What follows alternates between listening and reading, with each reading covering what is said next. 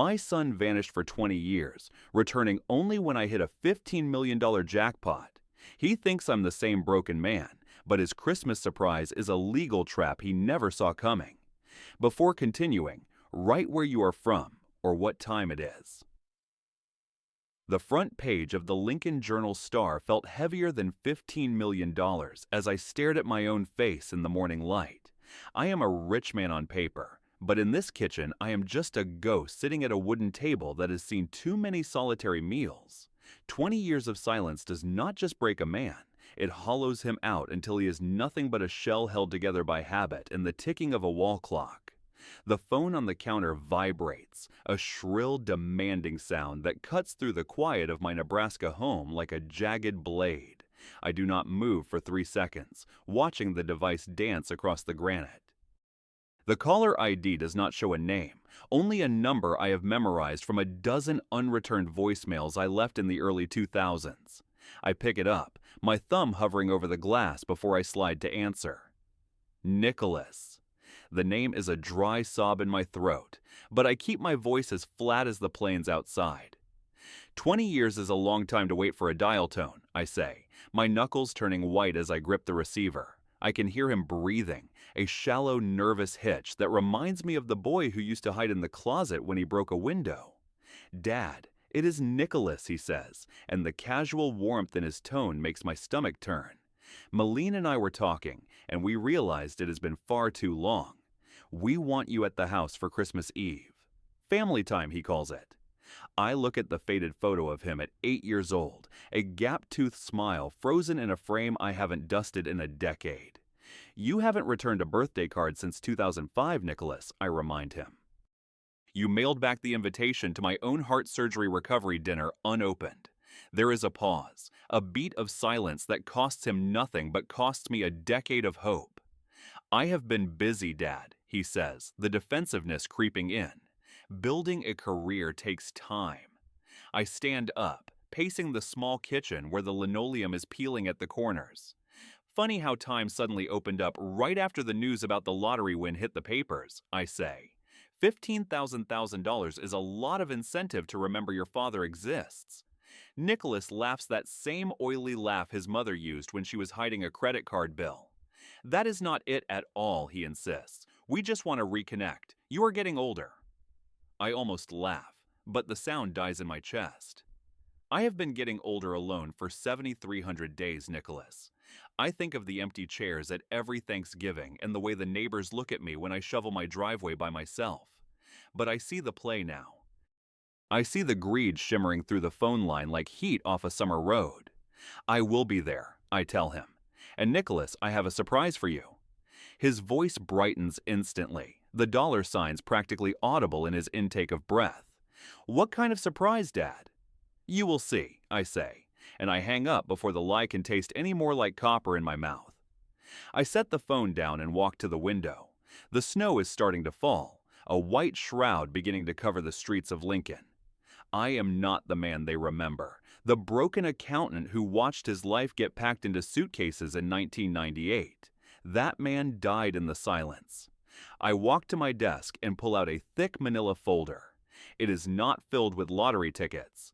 It is filled with the truth about Brooks Tech Solutions and the $2 million in debt my son has been hiding from his investors.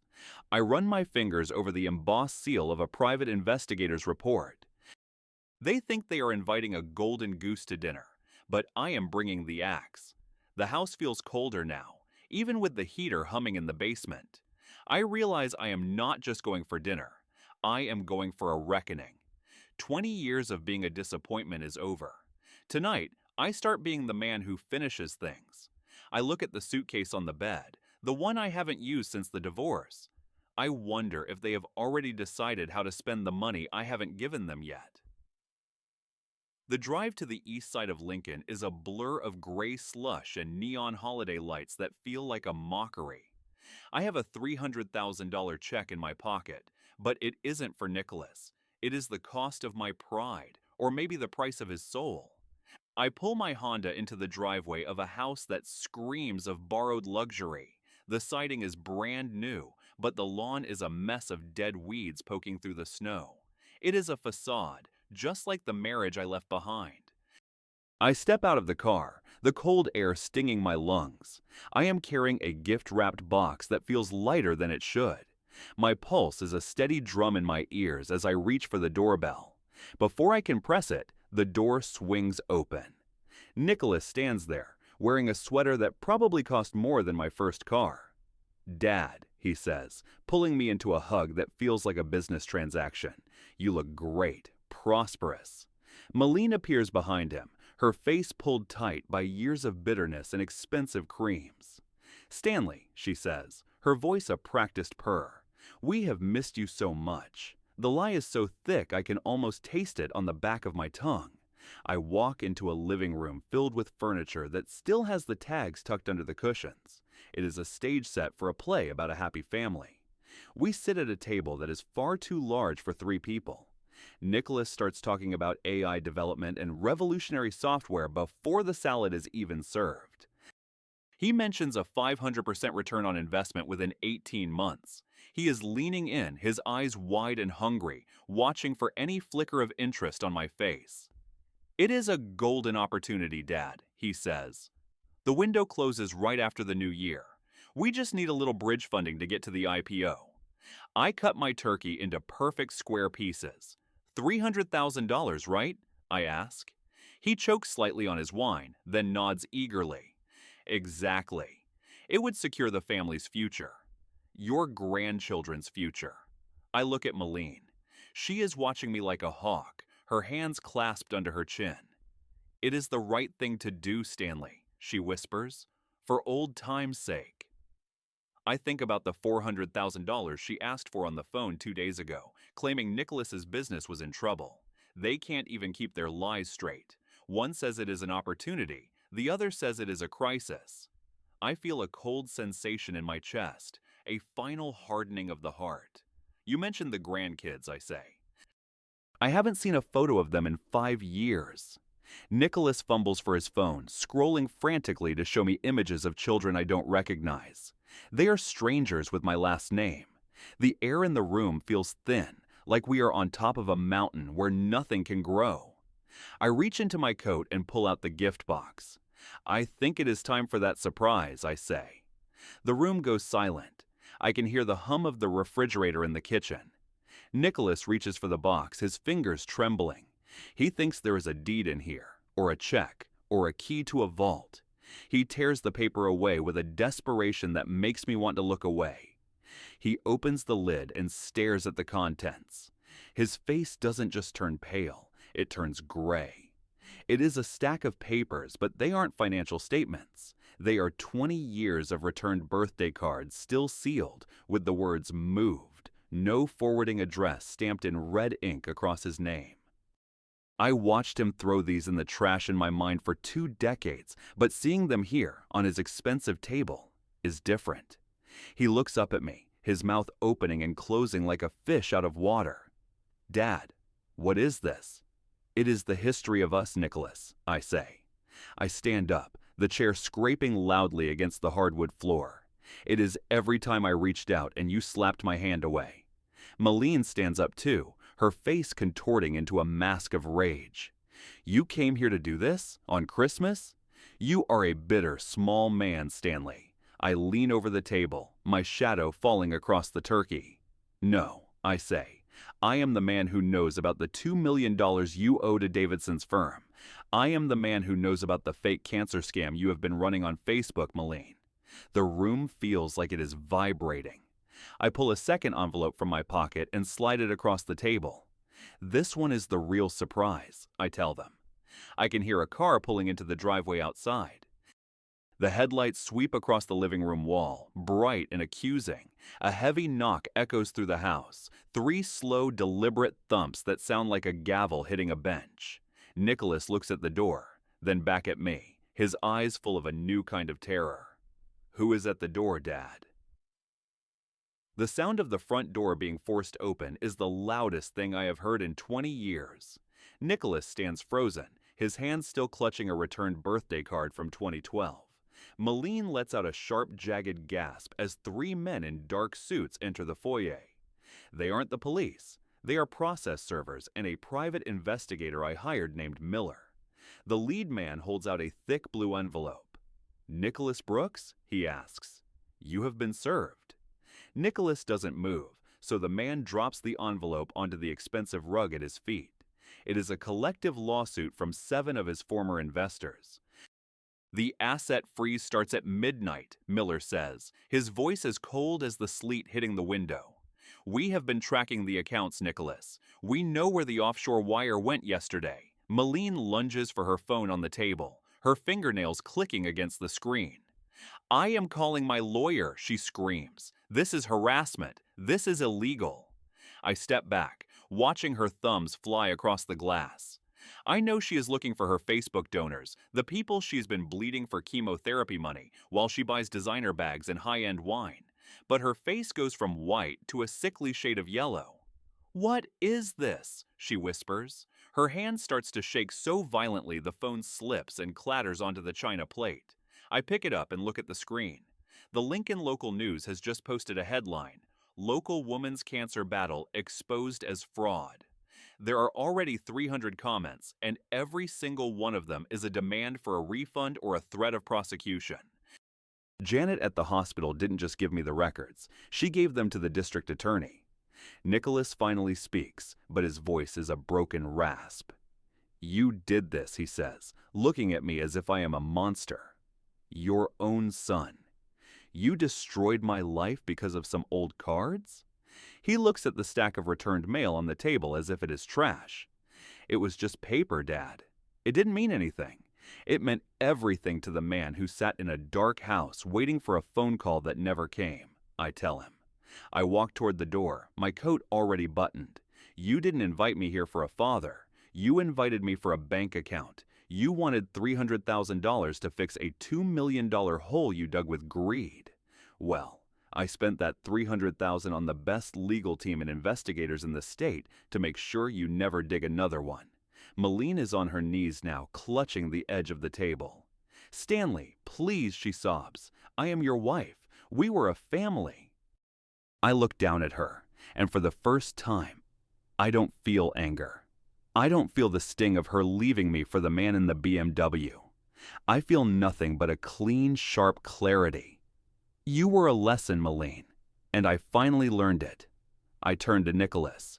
He is staring at the lawsuit papers, his eyes darting back and forth as if he can find a loophole in the fine print. "There is no bridge funding, Nicholas. There is no IPO. There is only the audit." I walk out of the room, my footsteps heavy on the floorboards. I don't look back at the oversized television or the furniture that will be seized by the end of the week. I step out onto the porch. The snow is falling in thick, silent flakes now, burying the driveway. Miller follows me out, lighting a cigarette. "They're done, Stanley," he says. "The DA is moving on the fraud charges by Monday morning." I nod, looking out at the quiet street. It is Christmas Eve, and for the first time in 2 decades, I don't feel alone. I get into my Honda and start the engine. The heater kicks on, blowing warm air against my frozen fingers. I look at the house in the rearview mirror. The lights are still twinkling, but they look like dying stars. I shift the car into reverse and begin to back out. As I reach the end of the driveway, I see a figure silhouette against the living room window. Nicholas is watching me go, and for a second, our eyes meet through the glass. The silence of my own house has never felt so earned. I sit in my kitchen with a glass of water, watching the clock on the wall. It is 2 in the morning. The phone hasn't stopped ringing for 3 hours, a frantic series of calls from Nicholas and Malene that I let go to voicemail without a thought. I listen to one message, my thumb hovering over the delete button. It is Nicholas, his voice high and hysterical. "Dad, they're taking the cars. The bank locked the business account. You have to stop this." I'll do anything. I press delete. The word anything is 20 years too late. I wake up on Christmas morning to a world covered in a foot of pristine Nebraska snow. I don't go to church and I don't open any presents. Instead, I drive to a small diner on the edge of town that stays open for the lonely and the working class. I sit in a booth and order black coffee.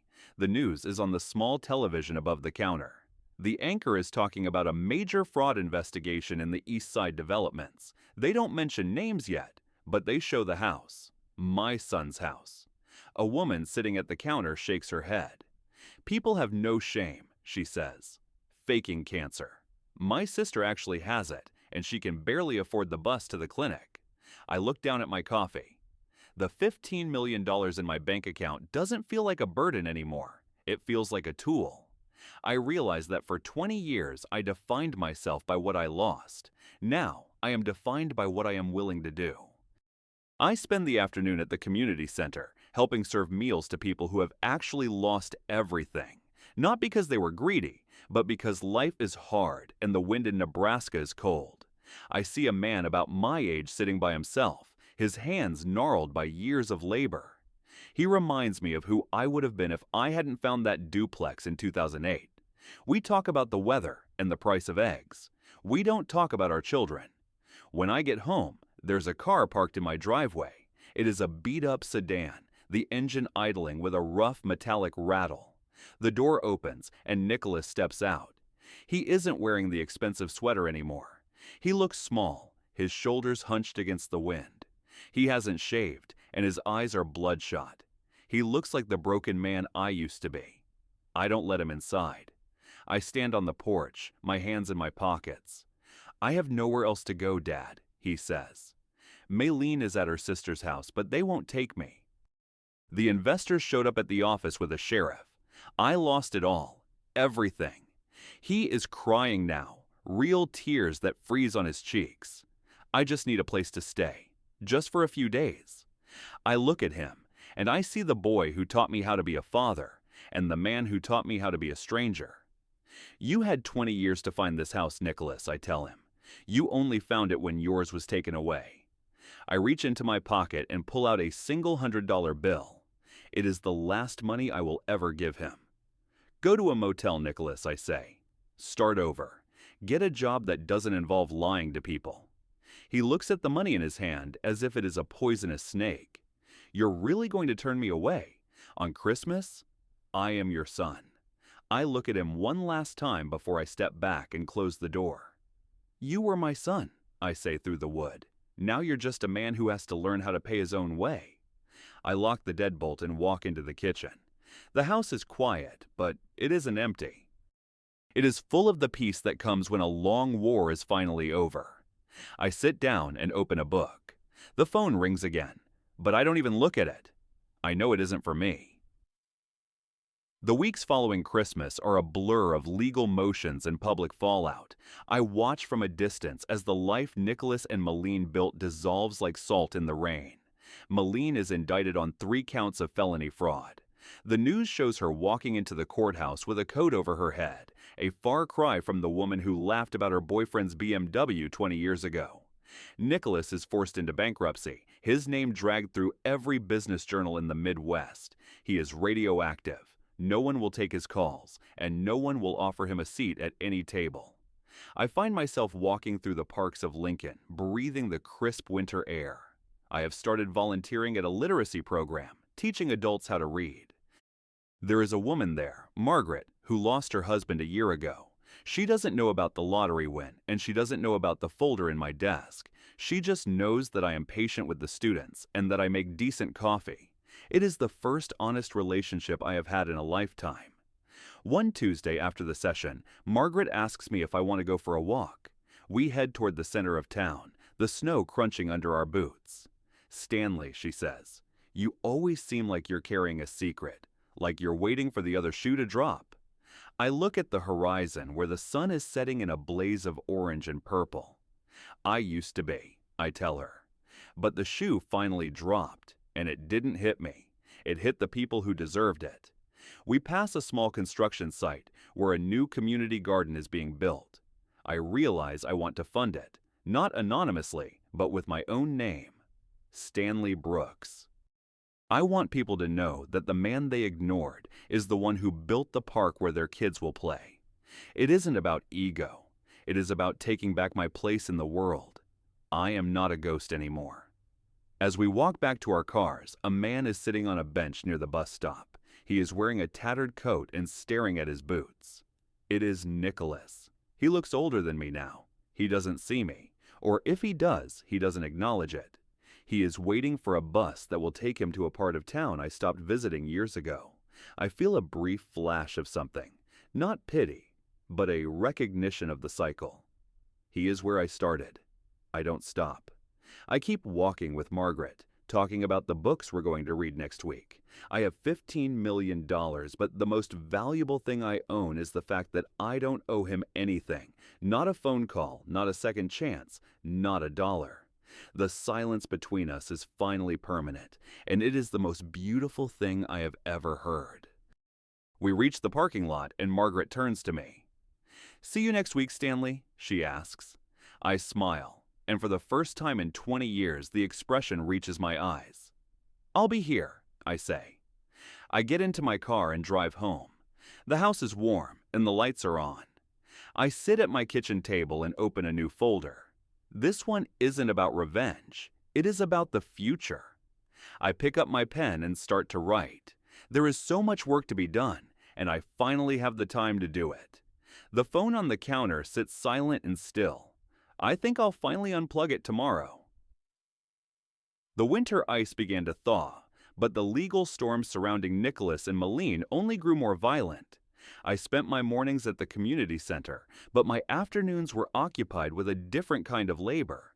I sat in my home office, the same one where I once calculated the risk of a single duplex, and watched the digital records of the Brooks family estate crumble.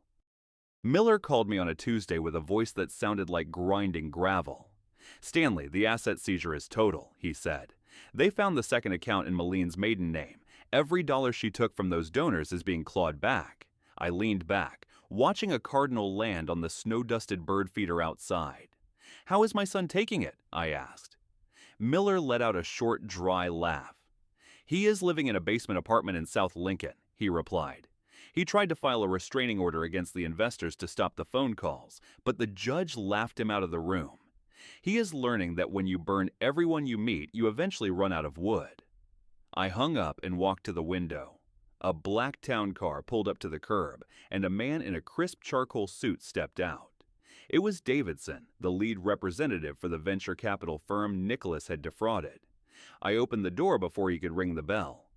"Mr. Brooks," he said, tipping his head. I wanted to deliver the final audit in person. We sat at my kitchen table, the same place where Nicholas had tried to sell me on a future that didn't exist. Davidson spread out the ledger. "We have recovered $1.2 million, he explained, pointing at the figures with a silver pen. "It isn't the full $2 million, but it is enough to keep the smaller investors from losing their homes." He looked at me, his eyes searching mine. "Why did you do it, Stanley? You could have just ignored them." "Because silence is a debt that eventually has to be paid," I told him. I watched him leave and felt a strange hollow sensation in my chest. I had achieved the justice I wanted, but the victory tasted like the winter air, clean but biting. I decided to drive past Malene's sister's house, a small, cramped bungalow on the edge of the city limits. I saw her on the porch. She was wearing an old coat, the kind you buy when you no longer care about being prosperous. She was clutching a cigarette, her eyes red and sunken. She didn't see me. She was staring at a pile of mail on a plastic table, legal summons, bills, and the wreckage of a life built on lies. I drove away, shifting the car into gear with a steady hand. I realized then that the money wasn't the point. The point was that I was finally the one moving forward while they were the ones trapped in the past. I arrived home and saw a familiar beat-up sedan idling at the end of my street. Nicholas was sitting inside, his forehead resting against the steering wheel. I pulled into my driveway, but I didn't get out of the car. I watched Nicholas in the rearview mirror. He looked like a man who had run out of roads. Finally, he turned off his engine and stepped out into the slush. He didn't walk toward my door with the arrogance of a successful businessman. He walked with the heavy, dragging gait of a man who knew he was defeated. I met him on the porch. I didn't say a word. I didn't have to. "Dad," he started, his voice cracking like dry wood. The court took the laptop. They took the car I was using. "Malene she is facing 5 years. He looked up at me, his eyes wet and desperate. "Please, just let me work for you. I'll mow the grass, I'll fix the duplexes, anything." I looked at the son I had loved for 18 years and the stranger I had known for 20. "You remember when you were 10, Nicholas?" I asked. "You broke the neighbor's window and tried to tell me a bird did it. I made you work the entire summer to pay for the glass." He nodded, a glimmer of hope touching his face. "I remember, Dad." "That was the last time you were honest with me," I said. "You haven't changed the story. You just made the window bigger and the lies more expensive." I reached into my pocket and pulled out a small brass key. I didn't give it to him. I held it up so the light caught the jagged edges. "This is the key to the duplex on the south side." "The one where I started over when your mother took everything," I reminded him. He reached for it, but I closed my fist. "There is a tenant moving out next week," I said. "The place needs the walls scraped and the plumbing fixed. If you want a roof, you earn it. No handouts, no lottery money, just a hammer and a bucket of paint." His face fell, the realization hitting him that there would be no $300,000 rescue. He looked at the key, then at his soft manicured hands. That's it?" he asked. "A job as a janitor in your slum?" "It's not a slum, Nicholas," I said, my voice dropping an octave. "It's a foundation. If you don't want it, the bus stop is still at the corner." I turned and walked into my house, locking the door behind me. I didn't check to see if he stayed. An hour later, I looked out the window. The sedan was gone, but the hammer I had left on the porch railing was missing. The spring rains turned the Nebraska soil into a thick black mud. I continued my work with Margaret, finding a quiet rhythm in the simple act of helping others. I didn't visit the duplex on the south side, though Miller sent me photos every Friday. The first week showed Nicholas sitting on the floor, surrounded by debris. The second week showed him with white paint splattered across his forehead, his face set in a grim mask of frustration. He was learning the weight of a dollar earned through sweat rather than schemes. Meanwhile, Maline's trial dominated the local headlines. I sat in the back of the courtroom on the final day of sentencing. She looked smaller in the orange jumpsuit, the bravado finally stripped away by the cold reality of a court record. When the judge read the sentence, 4 years in a state facility, she didn't cry. She just looked at the ceiling as if looking for a way out that wasn't there. As the bailiffs led her away, she caught my eye. She didn't scream or beg. She just looked at me with a profound, terrifying emptiness. I realized then that she had never really seen me at all. I was just a resource that had finally run dry. I walked out of the courthouse and into the bright April sun. My phone vibrated. It was a text from an unknown number. It was a photo of a bathroom wall, perfectly tiled and grouted. Below the photo was a single sentence: "The unit is ready for inspection." I drove to the south side. The duplex looked better than it had in years. Nicholas was standing in the driveway, his skin tanned by the sun and his hands calloused. He didn't ask for money. He didn't mention the lottery. He just handed me the brass key. "It's done," he said. I looked at the work. It was honest. It was a start. I handed the key back to him. "You're the property manager now," I told him. "Your rent is deducted from the commissions. If you lie to a tenant, you're out on the street." He looked at the key in his palm, then at me. "Thank you, Dad," he whispered. I didn't hug him. I didn't tell him I loved him. The wounds were 20 years deep, and they would take more than a week of tiling to heal. But as I walked back to my car, I didn't feel the bitterness that had been my constant companion. I felt a quiet sense of closure. I had given him exactly what he deserved, a chance to become a man. May arrived with the scent of blooming lilacs and the humming of lawnmowers across Lincoln. I sat on my porch with Margaret, drinking tea and watching the sun dip below the horizon. We had spent the morning organizing a fundraiser for the literacy program, and for the first time in my life, I had written a check for $50,000 without feeling the need to hide it or use it as a weapon. "How is your son?" Margaret asked softly. I looked toward the south side of town. "He's working," I said. "He called me yesterday to ask about the tax depreciation on the new water heaters. He didn't ask for a loan. He didn't mention Moline. It was a small victory, but in the quiet of my old age, it felt like a monument. I had lost 20 years of his life, and I knew I would never get them back. There would be no movie-ending reconciliation, no tearful hugs over a Christmas turkey. But there was respect, earned through the hard, slow grind of reality. I went inside and looked at the kitchen table. The faded photo of Nicholas at 8 years old was still there, but next to it was a new photo.